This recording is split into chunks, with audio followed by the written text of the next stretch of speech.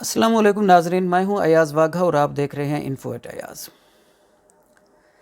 جب سے یہ ہماری حکومت آئی ہے تب سے ہمارے ملک میں رات کی تاریکی میں فیصلے ہونے لگے ہیں، اور آپ جانتے ہیں کہ اس حکومت کو بھی رات کی تاریکی میں لایا گیا، اور جب ہمارے پرائم منسٹر صاحب نے قوم سے خطاب فرمایا تھا تو وہ بھی لیٹ نائٹ جا کے انہوں نے خطاب کیا تھا، جبکہ پہلے ٹائم 8 بجے کا دیا گیا تھا، پھر 8:30 بجے کا دیا گیا، اسی طرح کرتے کرتے تقریباً کوئی 10:30 بجے کے قریب انہوں نے جا کے قوم سے خطاب فرمایا تھا، اور اس وقت آدھا پاکستان سو چکا تھا، کیونکہ ہمارے جو دیہاتوں کے لوگ ہیں وہ عام طور پر جلدی سو جاتے ہیں، اور انہوں نے پی ٹی وی پہ خطاب سننا تھا تو وہ تو سو چکے تھے، اور باقی جو شہروں کے لوگ ہیں ان میں کچھ خطاب سننے میں انٹرسٹڈ تھے، کچھ نہیں تھے۔ جو انٹرسٹڈ تھے وہ انہوں نے یقیناً سنا۔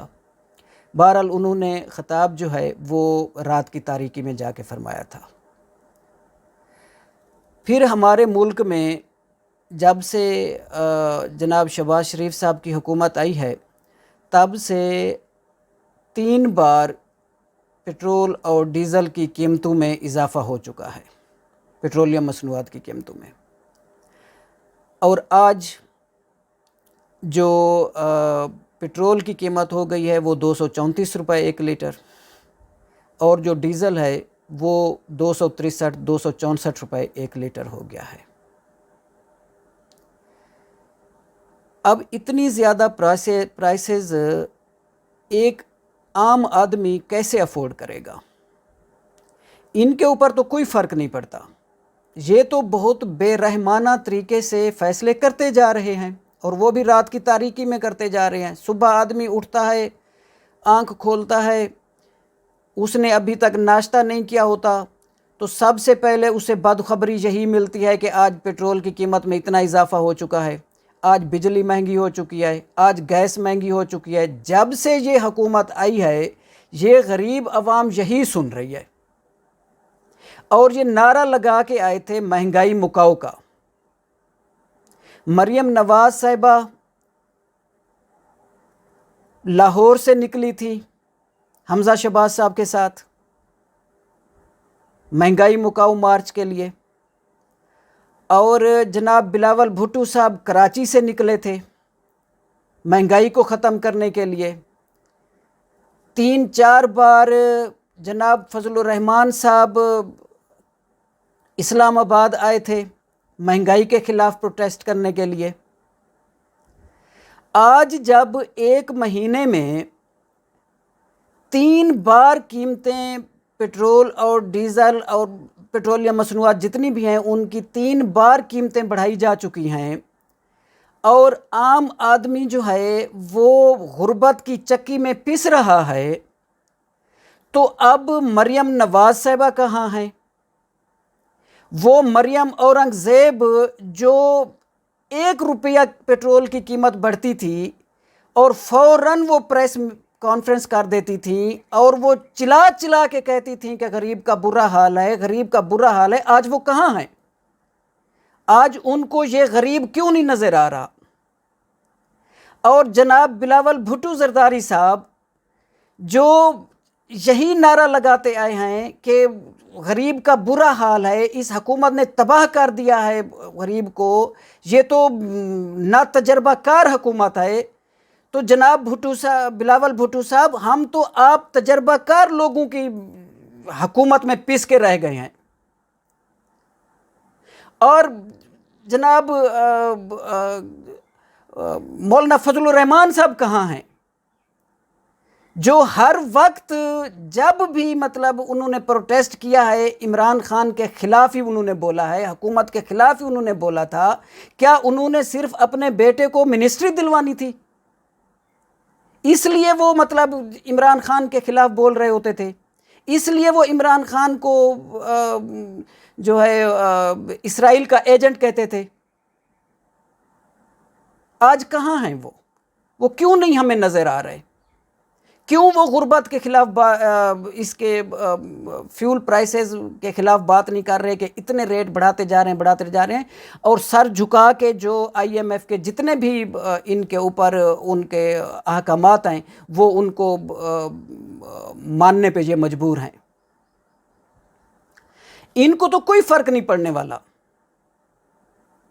ان کو کس طریقے سے فرق پڑے گا؟ میں نے پچھلے ویلاگ میں بھی کہا تھا، یہ تو جو اپنی بڑی بڑی گاڑیاں چلاتے ہیں ان میں جو پیٹرول ڈلواتے ہیں وہ تو ہمارے پیسوں سے ڈلواتے ہیں، وہ تو ہمارے ٹیکس کا پیسہ ہوتا ہے. ایک عام پاکستانی تو ایک ماچس کی تیلی پہ بھی ٹیکس دے رہا ہے، لیکن یہ بے رحمانہ طریقے سے جو ہے وہ قیمتیں بڑھاتے جا رہے ہیں، اور غریب آدمی جو ہے وہ انتہائی اس وقت بری حالت میں ہے. ہماری زراعت تباہ ہو چکی ہے، پانی نہیں ہے، چھوٹا کسان اپنے رقبے نہیں سیراب کر سکتا، بجلی نہیں ہے.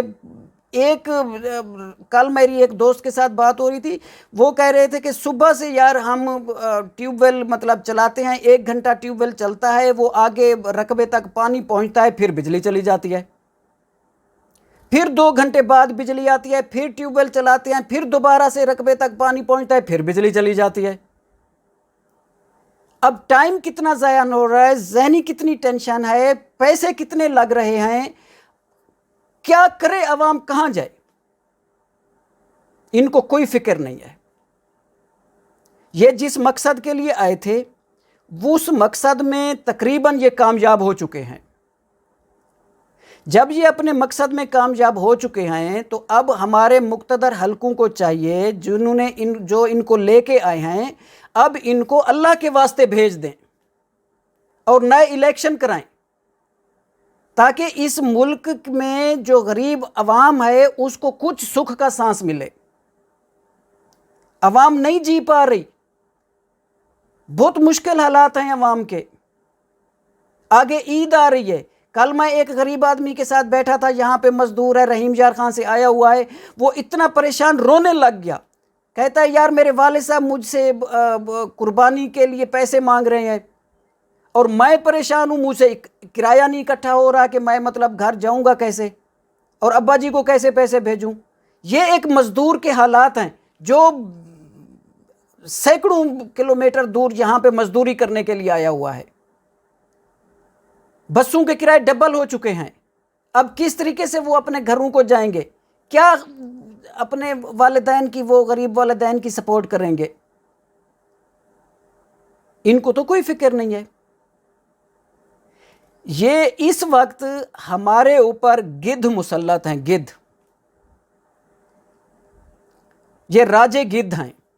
گدھ ہمارے اوپر راج کر رہے ہیں اس وقت. اور میں ان کو گدھ کیوں کہہ رہا ہوں؟ میں ان کو گدھ اس لیے کہہ رہا ہوں کہ وہ جو گدھ ہوتا ہے نا، وہ ایک مرے ہوئے جانور کو کھاتا ہے، مرے ہوئے جانور کا گوشت کھاتا ہے، اس کو نوچتا ہے. اور یہ بھی ایک ایسے غریب کو نوچ رہے ہیں جو آلریڈی مہنگائی کی وجہ سے، مسائل کی وجہ سے پسا ہوا ہے، مرا ہوا ہے. اس سے یہ اس کا خون چوس رہے ہیں، وہ مرے ہوئے بندے کو کھا رہے ہیں. تو یہ گدھ ہیں.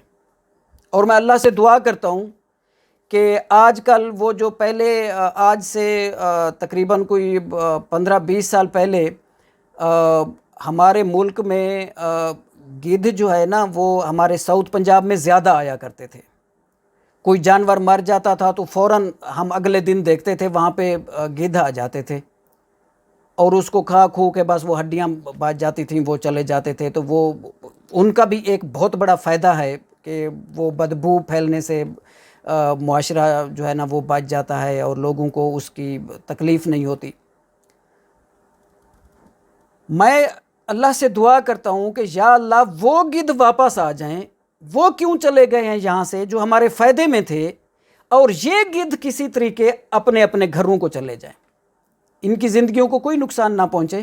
اللہ نہ کرے ان کی زندگیوں کو نقصان پہنچے. یہ اپنے گھر، اپنے فیملی، بیوی بچوں کے لیے اتنے ہی اہم ہیں جتنا میں اپنے بیوی بچوں خاندان کے لیے اہم ہوں. ان کی زندگی کو کچھ نہیں ہونا چاہیے، لیکن خدا کے واسطے یہ اپنے اپنے گھروں کو چلے جائیں. اتنے اثاثے یہ بنا چکے ہیں، اتنا نوچ چکے ہیں، اتنا کھا چکے ہیں یہ ہم لوگوں کے، یہ اب آسانی سے اپنی زندگی جی سکتے ہیں. اور ہم ووٹر، ہم کیا کرتے ہیں جب یہ ہمارے پاس آتے ہیں ووٹ مانگنے کے لیے، ہم نہ صرف ووٹ دیتے ہیں، ہم جی حضوری کرتے ہیں، ہم ان کی ریسپیکٹ کرتے ہیں، ان کو سائیں سردار، جی سائیں، اس طرح کے القاب مطلب ہمارے ہوتے ہیں، ان کو معزز بناتے ہیں ہم. تو مختصر یہ جو ہمارے آج کے حکمران ہیں یہ قطعاً ریسپیکٹ ڈیزرو نہیں کرتے. میرے سمیت تمام پاکستانیوں کو یہ سمجھنا ہوگا، یہ جب بھی آپ سے ووٹ مانگنے کے لیے آئیں، آپ ان کو ان کی پارٹی کا منشور دکھائیں، آپ ان کو بتائیں کہ یہ آپ کی پارٹی کا مینیفیسٹو ہے، آپ نے اپنے مینیفیسٹو میں، اپنے منشور میں یہ دعوے کیے ہوئے ہیں، اور ان دعووں کے میں آج تک آپ ان کو پورا کرنے میں ناکام رہے ہیں، لہٰذا ہم آپ کو ووٹ نہیں دیتے. آپ نے کچھ نہیں کیا ہمارے لیے. جب اس طرح کا عوام کی طرف سے بیہیویئر ہوگا، اس طریقے سے ہم ان کے پیش آئیں گے، تو پھر جا کے ان کو کچھ احساس ہوگا کہ ہم غلط کر رہے ہیں. اب عوام جو ہے وہ عوام میں ہماری جگہ نہیں رہی، پھر شاید کچھ ان کو خیال آ جائے اور یہ کوئی اس غریب عوام پہ رحم کھائیں اور کچھ بہتر فیصلے کرنے لگ جائیں. تو اس کے ساتھ ہی میں آپ سے اجازت چاہوں گا. آپ سے درخواست ہے کہ اس چینل کو سبسکرائب کریں، زیادہ سے زیادہ دوستوں کے ساتھ شیئر کریں. اب آپ سے ملاقات ہوگی انشاءاللہ اگلی ویڈیو میں. تب تک کے لیے اپنا خیال رکھیے گا. اللہ حافظ.